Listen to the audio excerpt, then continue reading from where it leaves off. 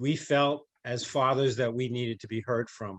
Yes. And if anyone was going to study us or fix us, they first had to consider what we were feeling inside. Thanks so damn much. First, thanks for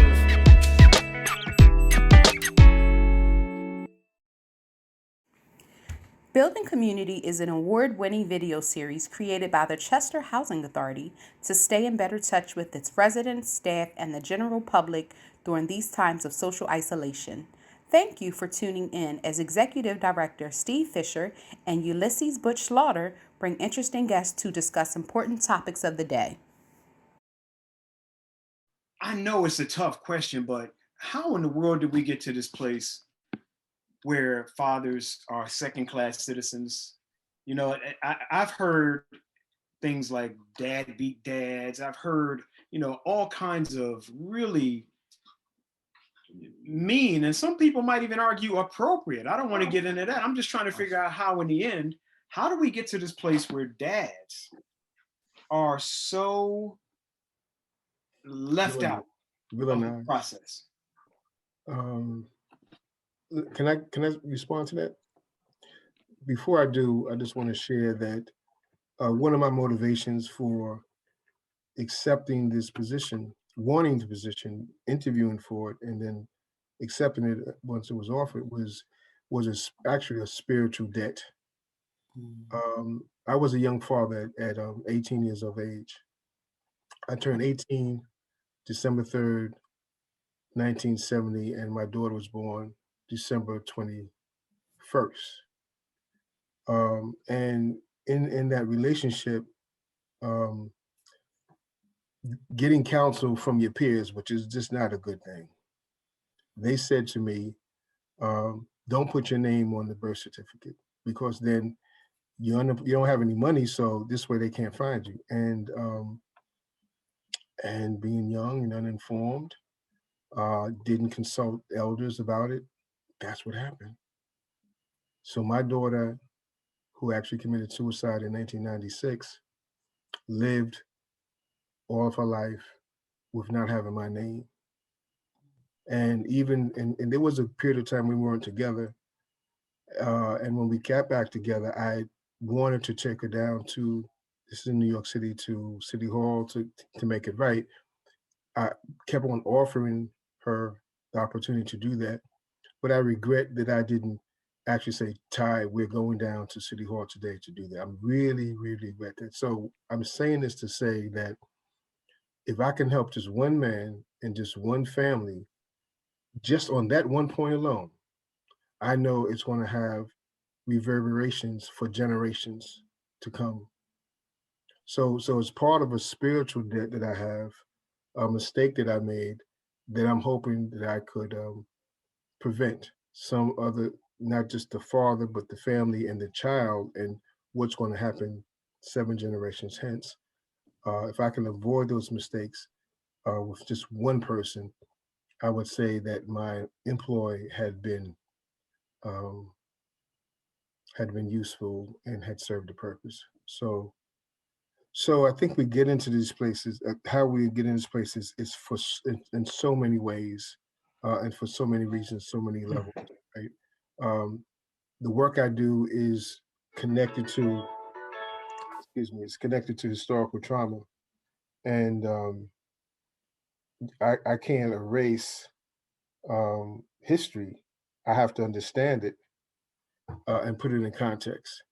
So particularly for Black fathers,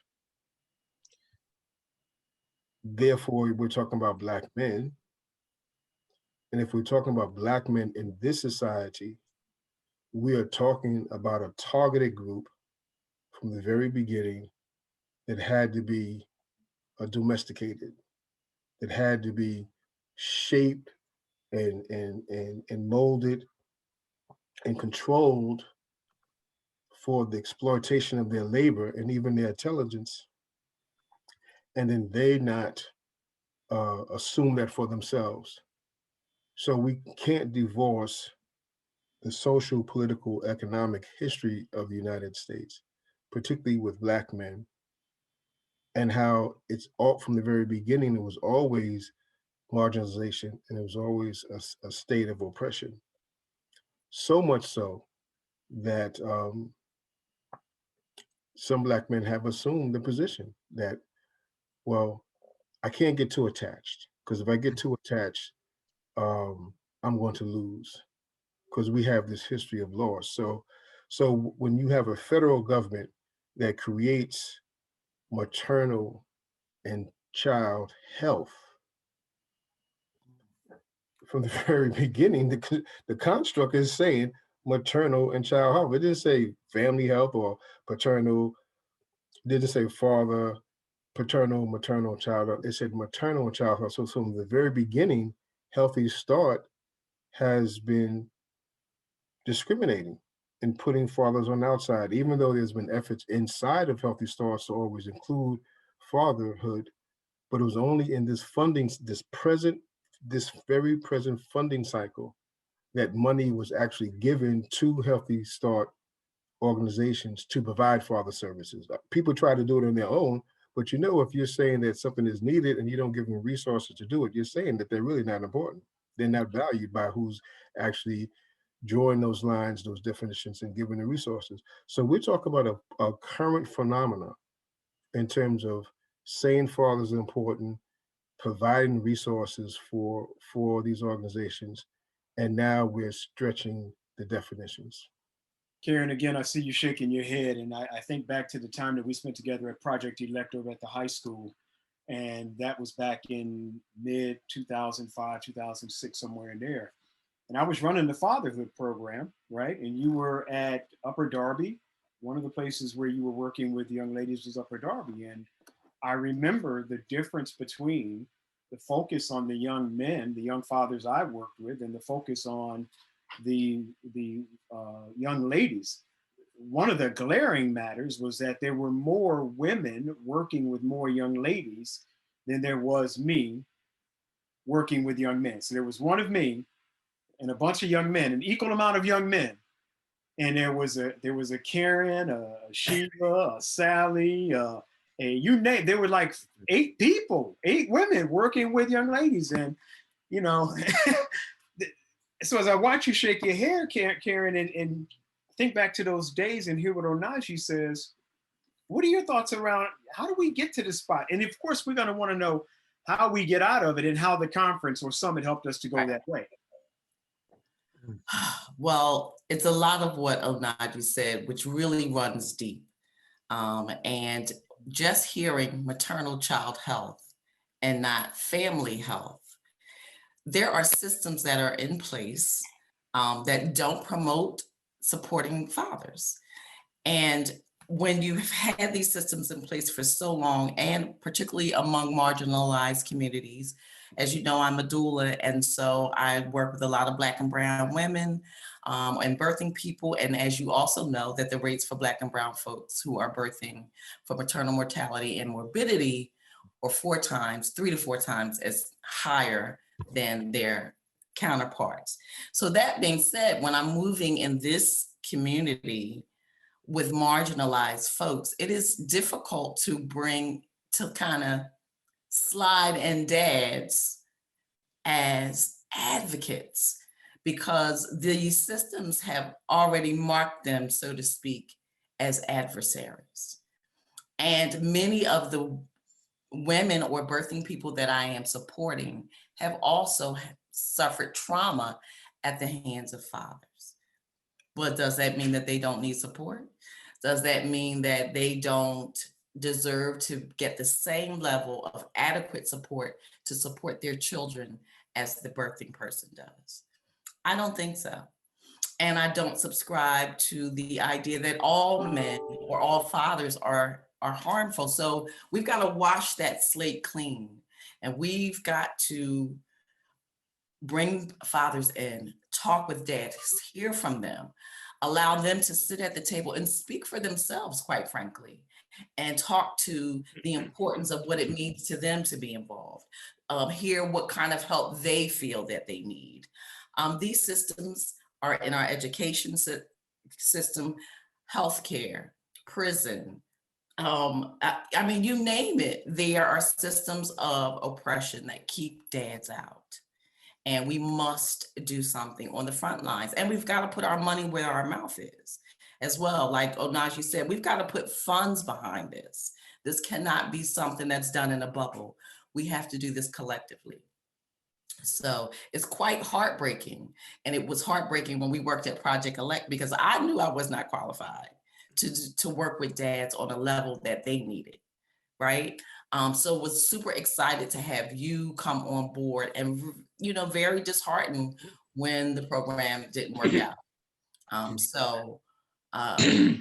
currently working on some materials, and in that work, I'm interviewing dads, and I'm telling you, this idea that men don't talk, that they don't want to share, it is bogus. These men are telling their business to complete strangers. They are crying. I'm crying. They're saying things that their partners have never heard them say before. They just never had a table to say it at. They didn't have a space to share it at.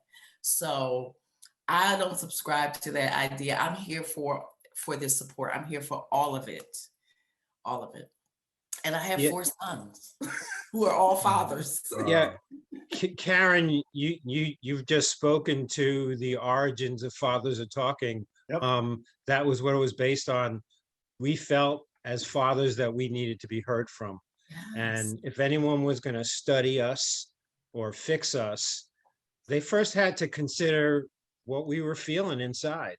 And then all the emotions you just described would happen at our meetings. There would be the emotional outbursts and the crying, and no lack of talk once they were asked. Yes. If we're going to focus on assisting, any group of people, whether it be fathers, mothers, or whoever, probably a good strategy is to first figure out, well, what are they actually feeling? What do they actually think? So when we first started hearing from the fathers, inevitably, they would talk, as Onaje just did a little while ago, about their mistakes. And the mistakes they'd made in life, and there was no denial. They had come to terms with them, but now they felt, as a little older men, they wanted to help the fathers that would come after them avoid those same traps. And I think that's what the movement, the network, is all about. It's about, how do we bring some sense of stability to the institution of fatherhood, and then pass it along to the next generation. Somewhere along the line, you can point the finger at government manipulation or societal injustice, or wherever there's plenty of places to point the fingers. Somewhere along the line, different groups of people were marginalized, ignored, whatever. And this is just one of the many movements that need to take place to fix all that.